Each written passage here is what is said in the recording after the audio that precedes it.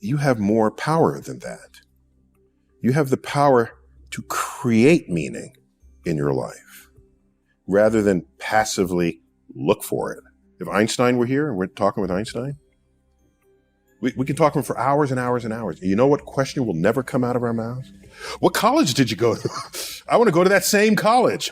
I bet most of your people who've sat in this chair, it's not about what college they went to. It's about their own initiative, their own drive, their own ambitions, their own curiosity. That is not taught in school, sadly.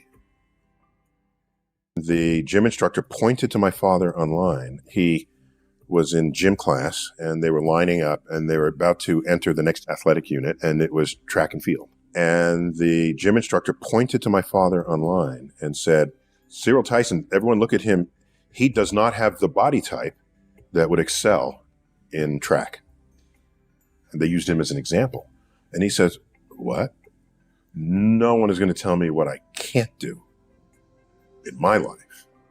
And he used that as a reason to start running. And he started track in that moment. He decided that one of his next tasks in life would be to take up running and excel at it. This is a famous quote from Martin Luther King. You can only be ridden if your back is bent.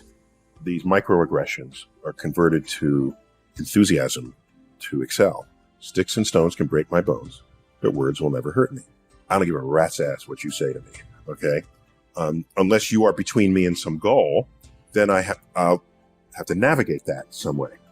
As they say, that which doesn't kill you makes you stronger. The New York Athletic Club at the time accepted only white Protestants. So there was another club called the Pioneer Club, which took everybody who was not accepted to the New York Athletic Club, which was basically blacks and Jews, is really what that came down to. And some Catholics, but basically blacks and Jews. So he competed alongside Jewish athletes. So there they are competing against the New York Athletic Club, was coming around the back stretch, coming on the final straightaway. And a runner from the New York Athletic Club is a few paces behind him and overhears that runner's coach say, catch that. So what did he say to himself? He said, this is one he ain't going to catch. And that extended his lead to the finish line. And he tells this story not with any bitter tone, as you might think. Any story like that today would certainly be told with great remorse and consternation. So he never had that kind of tone when he shared those stories with us. It was, here's an occasion to parlay what today might be called a microaggression into a reason to excel even more than you had expected of your own abilities and talents. High school, that's where you learn how to deal with difficult people. There's not a single high school movie that doesn't show the angst of the cliques that have formed and what the relationships are that they have to one another. It's this microcosm of real stuff that goes on in the real world. There are beautiful people and they will get jobs you're not going to get, okay? There are people who are nasty. You're going to have to navigate them. There are people who you cannot interact with for whatever reason or another. They're going to be in the cubicle next to you in your workplace. So I think we undervalue the total social pot that people are tossed into in their high school experience. They want to say, oh, I could have learned more, but I had to deal with all these people. Hey, having to deal with all these people is now in your portfolio. For when you're in the workplace, you've got it. Within a few years of that, he became world class. At one time, had the 5th fastest time in the world. In the middle distance, they don't run this anymore, 600-yard run. And he, in 1948, the Olympics was not yet ready to come back to us because we're still roiling from the Second World War. Instead, there was still an Olympics. It was called the GI Olympics, and it was held in Hitler's stadium. Wow. So he competed in Hitler's stadium in the late 1940s. At the end of the day, what matters is for who and what you become in life. For me, at least, was what level of wisdom did he glean in his life and then successfully communicate to me, either by example or by just explicit statement. This is how I ended up hosting Cosmos in 2014. Anne Druyan, the widow of Carl Sagan, who is hugely talented. She's one of the most enlightened people I've ever met. She approached me and said, would you consider hosting Cosmos? I said, there's a dozen people, maybe half dozen others, who would jump at this opportunity. I don't need to do this. I really don't. Then I thought about it and I said, well, I met Carl Sagan when I was 17. I was applying to colleges. He was at Cornell. I didn't know this. They had forwarded my application to him for his reaction. I was already deep in the universe since I was 9. And he sent me a letter. He doesn't know me from Adam. I'm a 17-year-old kid from the Bronx. He's a professor of astronomy at Cornell University.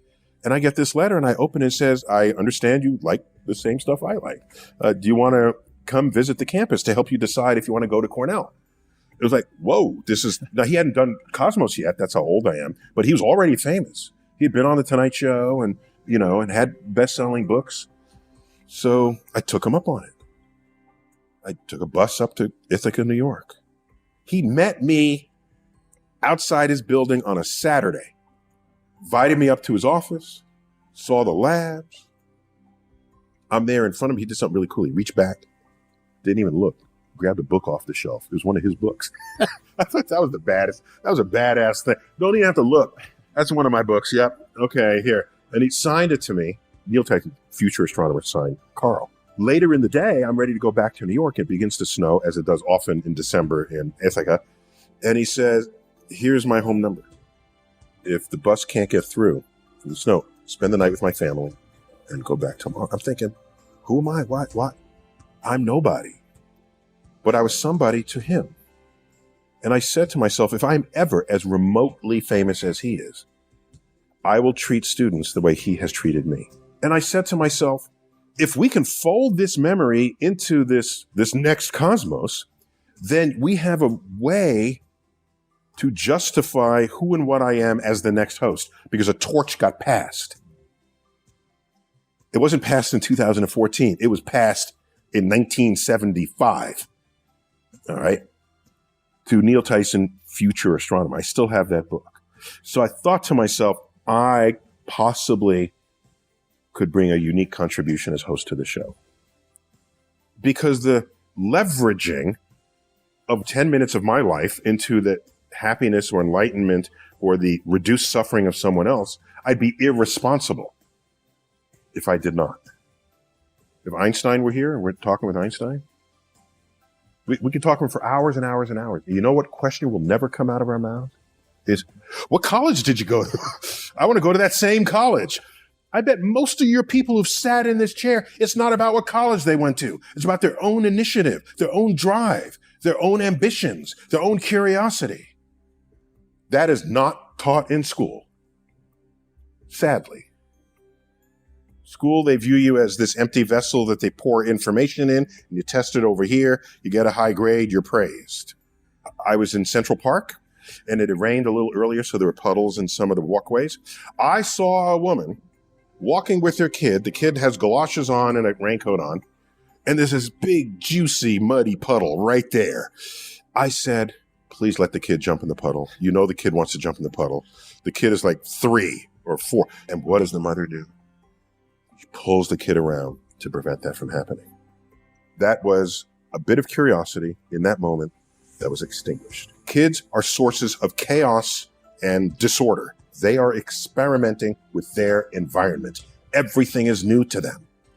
Everything.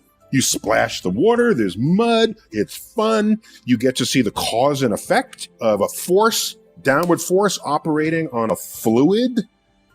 And on the other side of that is school should, as a minimum, preserve that curiosity for you. So I can just tell you that what has to change, when you come down the steps on the last day of school, you are not singing the Alice Cooper song, "School's out forever." And the fact that you're happy that school is over means something is not working in there. You're not enjoying the learning process. That many people look for meaning in life, as though they will, I'm still searching for meaning in what my life, as though it's going to be under a rock or behind a tree. Well, there's my meaning. And I'm thinking to myself, you have more power than that. You have the power to create meaning in your life rather than passively look for it. So for me, I create the meaning. And meaning to me is, do I know more about the world today than I did yesterday? That enhances meaning for me. And if that accumulates and accrues daily, in a month, you know way more than you did than just that day later, so that you continue to grow. Have I, by whatever powers I have available to me, have I lessened the suffering of others? Or the corollary to that would be, have I enhanced the life of others? They're related. And I don't mean, have I devoted the whole day to doing that? Then I would be ignoring myself. But if there's some small gesture that I can do that can completely add value to someone's life, I'm going to do it. High school, that's where you learn how to deal with difficult people. There's not a single high school movie that doesn't show the angst of the cliques that have formed and what the relationships are that they have to one another.